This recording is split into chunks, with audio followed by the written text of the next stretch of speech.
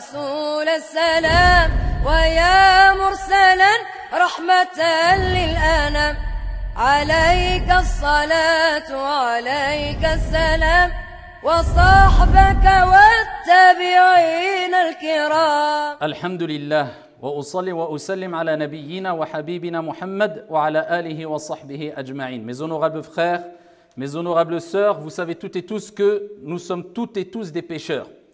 Al-Kamalu Lillah, la perfection appartient à notre Seigneur Tabaraka wa Ta'ala. Nous ne sommes pas des anges, soit, et Dieu ne nous a pas dit d'atteindre la perfection. Parce que Al-Kamalu Lillah, nous faisons des erreurs, nous sommes faibles, et Dieu l'a rappelé maintes fois dans le Coran, et à titre d'exemple lorsqu'il dit « Wa khuliqal insanu da'ifa » l'être humain a été créé faible. Mais le problème qui se pose aujourd'hui, peut-être plus qu'avant, comme on va le voir bi'idhnillah azza wa jal, le problème ce n'est pas de commettre un péché, ou disons, le plus gros problème, le plus grand problème, le plus grave des problèmes, ce n'est pas de commettre un péché ou des péchés. C'est pire que cela, plus grave que le péché. Qu'est-ce que c'est? C'est de minimiser, ou encore de banaliser, ou encore de ne pas reconnaître le péché comme étant un péché. Et ça, c'est un grave problème. Et je dis, c'est un problème qui s'est répandu peut-être plus aujourd'hui qu'autrefois. Mais l'histoire se répète quelque part. Parce que plus nous avançons dans le temps, et plus il y a une certaine banalisation des péchés. Donc c'est pour cela qu'il faut bien comprendre une chose.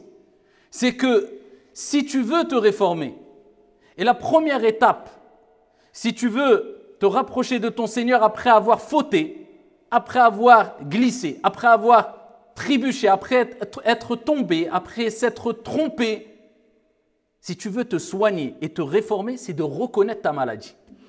C'est de reconnaître le péché comme étant un péché.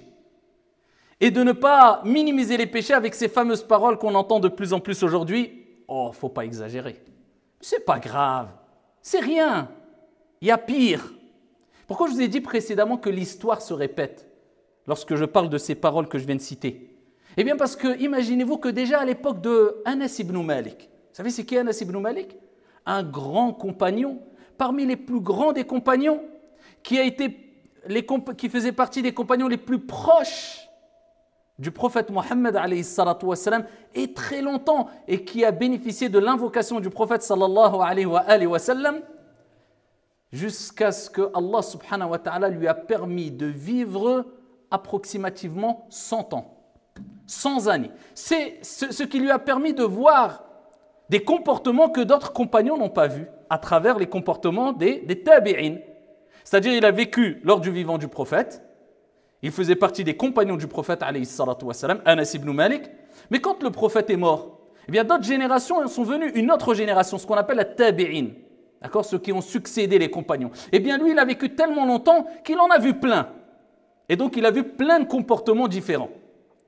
Et quand il a vu, déjà à son époque, alors qu'on parle des 3 premiers siècles qui ont reçu l'éloge du prophète alayhi salatu wassalam. Vous savez que le prophète a dit Khayrun nas qarni, thumma alladhina yalunahum, thumma alladhina yalunahum. Les meilleurs des gens, ce sont ceux de mon époque, donc les compagnons. Ensuite, la deuxième génération, d'accord, ceux que Anas a vus. Ensuite, la troisième. Avec cela, alors que c'était une génération pleine de pieux, Anas, quand il a vu les années passées et certains comportements se détériorer quelque part, certaines pratiques eh bien, être un peu déformé, être un peu négligé. Anas leur a dit à son époque, il y a à peu près 14 siècles, qu'aurait dit Anas à notre époque? C'est pour ça que je vous dis l'histoire se répète, et plus on avance dans le temps, et plus on voit une certaine banalisation des péchés. Il dit, vous commettez des péchés, il dit ça à son époque, des péchés, et vous les considérez aussi fins qu'un cheveu. Alors qu'à l'époque du prophète Mohammed sallallahu alayhi wa sallam, quelques mois, voire quelques années en arrière, on les considérait comme al-mubiqat, c'est-à-dire al-muhlikat, les destructrices. Des péchés qui détruisent la foi, des péchés qui détruisent la vie. Et vous les considérez comme aussi fins qu'un cheveu. Il s'adresse à des pieux de l'époque.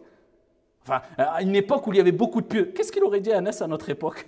Ou à travers les réseaux sociaux maintenant, parce qu'il y a une certaine banalisation. Donc, il y a une époque, il n'y avait pas les réseaux sociaux, on ne pouvait pas voir tout ce qu'on voit aujourd'hui. Donc, les gens, même quand ils commettaient du mal, on n'était pas trop au courant.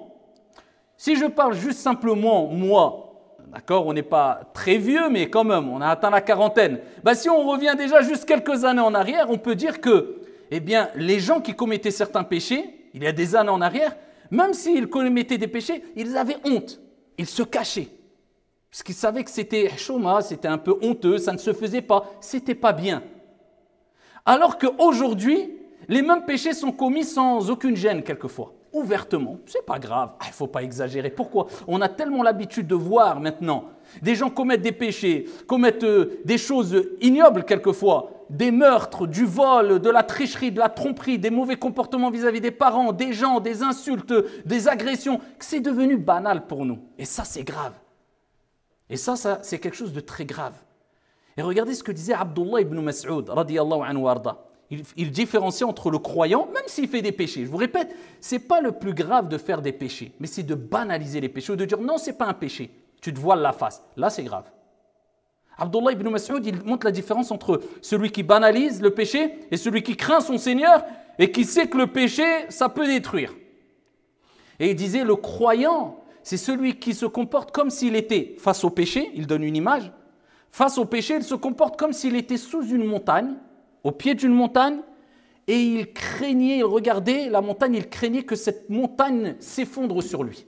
Voilà comment le croyant doit voir les péchés. Je vois un péché, j'ai peur. Ce péché, il va avoir des conséquences très graves.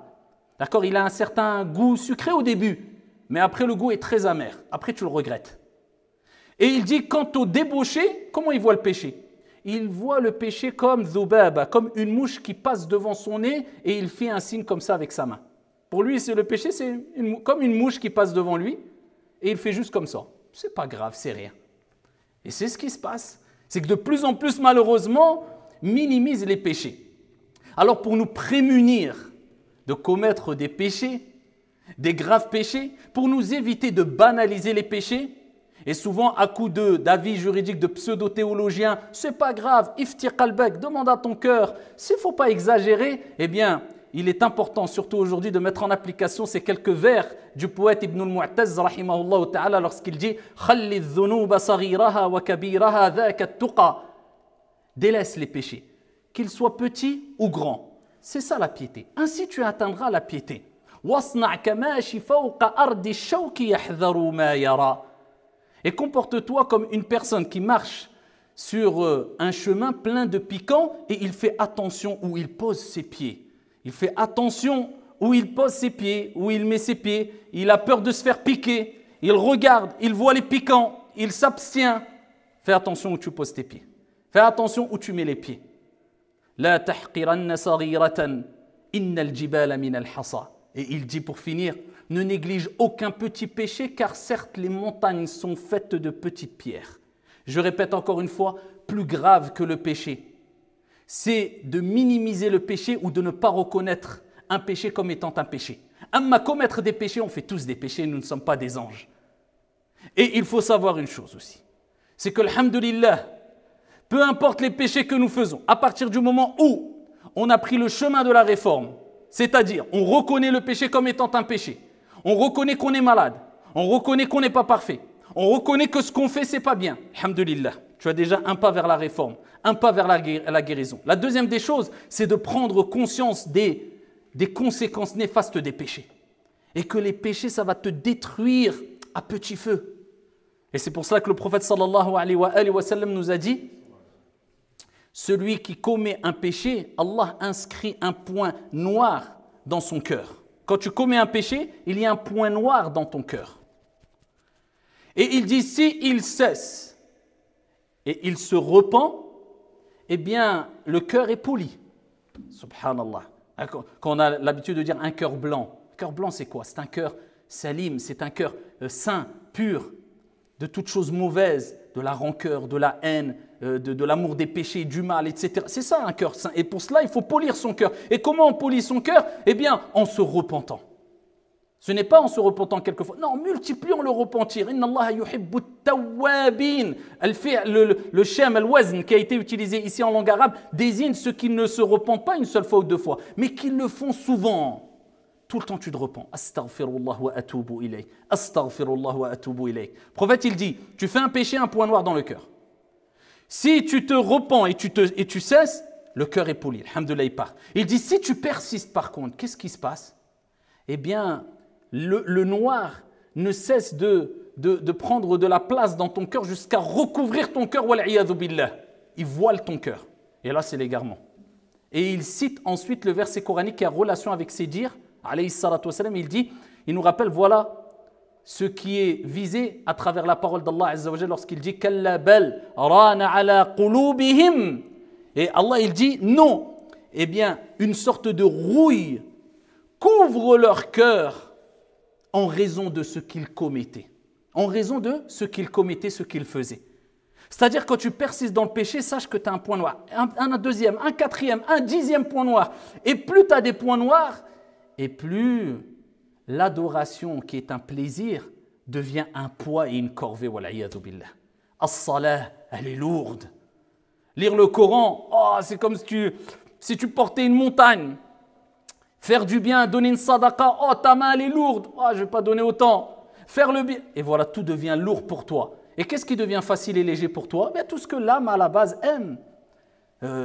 Prendre du bon temps, la paresse, se laisser aller, les plaisirs qui n'ont pas de cadre, je dis bien, parce qu'il y a des plaisirs qui sont bien sûr illicites, mais des plaisirs sans cadre, commettre des péchés, des excès, voilà, tout ce qui va à l'encontre de ce que Allah veut pour toi et tout ce qui va provoquer des conséquences néfastes et peut-être te détruire. Parce que n'oublie pas, les compagnons disaient que les péchés peuvent détruire. Ils savaient, ils avaient pris conscience de cela. Si tu as compris cela, alhamdulillah, sache une chose. C'est que la porte du repentir est ouverte. Et elle restera ouverte tant que nous n'avons pas atteint les grands signes de la fin des temps, à savoir parmi eux, eh bien, le fait que le soleil se lève de l'endroit où il se couche. C'est-à-dire qu'aujourd'hui, demain, après-demain, tant que ce n'est pas la fin du monde et tant que ce n'est pas la fin de ton monde, tu as toujours ton âme dans ton corps, tu es toujours vivant, la porte du repentir est ouverte. Peu importe les péchés que tu as commis. Par contre, il faut regretter ce qu'on a fait. Avoir la ferme résolution de ne plus recommencer. Abandonner le péché et demander pardon à Allah subhanahu wa ta'ala. Et Allah azza wa jal, il nous appelle ses serviteurs bien que nous avons commis des péchés. Il nous dit قُلْ يَا عِبَادِيَ الَّذِينَ أَسْرَفُوا عَلَى أَنفُسِهِمْ لَا تَقْنَطُوا مِنْ رَحْمَةِ اللَّهِ إِنَّ اللَّهَ يَغْفِرُ الذُّنُوبَ جَمِيعًا إِنَّهُ هُوَ الْغَفُورُ الرَّحِيمُ. Dis, ô mes serviteurs, qui avez commis des péchés, des excès à vos propres détriments, ne désespérez pas de la miséricorde d'Allah. Allah pardonne tous les péchés. À partir du moment où tu as rempli les conditions, c'est pour cela. Occupe-toi de toi et sache que du jour au lendemain, tu peux t'égarer et qu'on commet tous des péchés. Donc on doit s'occuper de notre propre âme et passer du temps à se réformer et demander pardon à Dieu plutôt que de s'occuper de un tel a fait, un tel a dit, un tel est pieux, un tel n'est pas pieux, un tel a... Occupe-toi de toi. On a déjà beaucoup à faire avec notre propre personne. Alors ne perdons pas notre temps à nous occuper des choses mondaines qui sont futiles. Je ne dis pas simplement mondaines, mais futiles ou des gens alors que nous avons déjà beaucoup de choses à faire.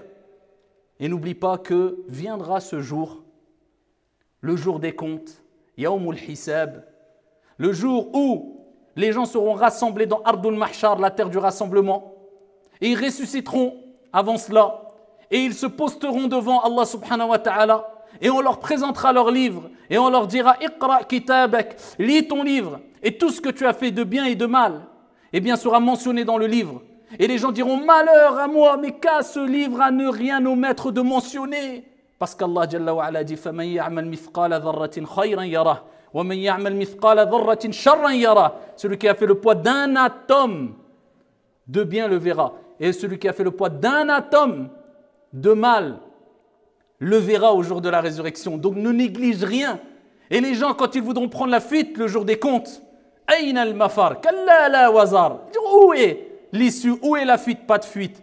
Et quand des gens penseront qu'ils en auront terminé, alors que Dieu n'aura pas terminé avec eux au jour de la résurrection, et ils voudront partir, Allah dit dans le Coran, waqifuhum, arrêtez-les. Arrêtez-les, dira aux anges, arrêtez-les. Ils vont être interrogés. Le compte n'est pas fini. Il durera très longtemps. Parce que dans ta courte vie, tu en auras fait des choses. Donc, tâche à faire le maximum de bien, selon tes capacités et au mieux. Et ne néglige aucune mauvaise action et ne néglige aucune bonne action. هذا وصلوا وسلموا رحمكم الله على نبي المختار كما أمركم بذلك جل وعلا حينما قال إن الله وملائكته يصلون على النبي يا أيها الذين آمنوا صلوا عليه وسلموا تسليما. اللهم صل وسلم وزد وبارك على عبدك ورسولك محمد وعلى آله وصحبه أجمعين.